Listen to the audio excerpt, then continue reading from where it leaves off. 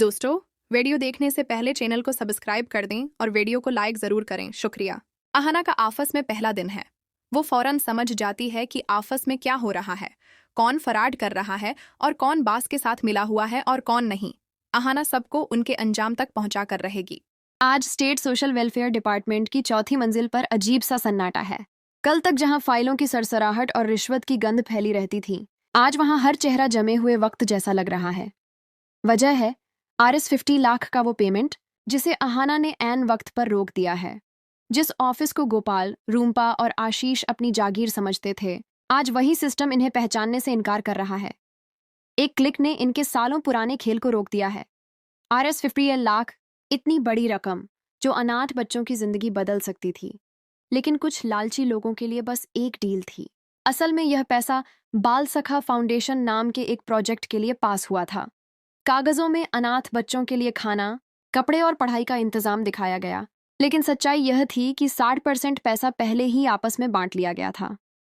रूम्पा इस पूरे खेल की मास्टरमाइंड थी। गोपाल फाइल आगे बढ़ाने वाला मोहरा और आशीष सिर्फ एक अप्रूव बटन दबाने की कीमत वसूल रहा था।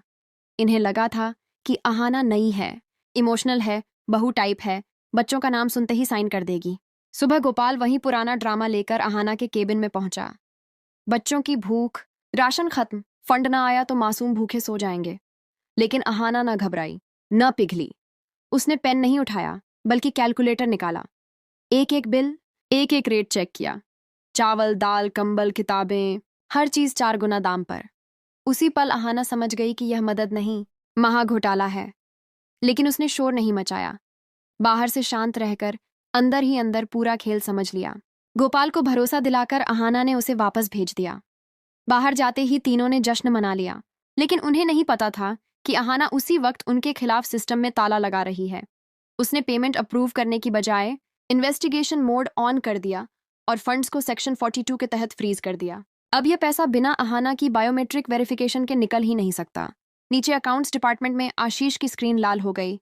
Transaction blocked by officer Ahana. Gopal के हाथ पांव ठंडे पड़ गए और रूम्पा की दुनिया हिल गई। उसने अपनी पावर से ओवरराइड करना चाहा, लेकिन सिस्टम ने साफ कह दिया, सिर्फ अहाना ही इसे अनलॉक कर सकती है। यह सिर्फ पैसों का नुकसान नहीं था, यह उनके घमंड पर सीधा वार था। लेकिन कहानी यहीं खत्म नहीं होती। सूत्रों के मुताबिक अब रूम्पा डिफेंस में नहीं, अटैक मोड में है। वह अहाना की ईमानदारी को ही उसके खिलाफ इस्तेमाल करने की साजिश रच रही है। कैरेक्टर असैसिनेशन, झूठे आरोप, यहां तक कि फिजिकल वेरिफिकेशन के दौरान खतरे की आशंका भी है। ऑफिस की लड़ाई अब घर तक पहुंच सकती है, जहां पिशिमोनी और पोल्टू पहले से ही अहाना के खिलाफ हैं। यह सिर्फ एक ऑफिसर की जीत नहीं है, यह उस छोटी बहू की ताकत है जिसने दिखा दिया कि औरत अगर ठान ले तो सिस्टम के मगरमच्छों से भी टकरा सकती है। लेकिन सवाल यह है, क्या अहाना इस जंग को अंत तक लड़ पाएगी? क्या उसका परिवार उसका साथ देगा या वह हर तरफ से अकेली पड़ जाएगी? आगे के एपिसोड्स में तूफान और भी खतरनाक होने वाला है।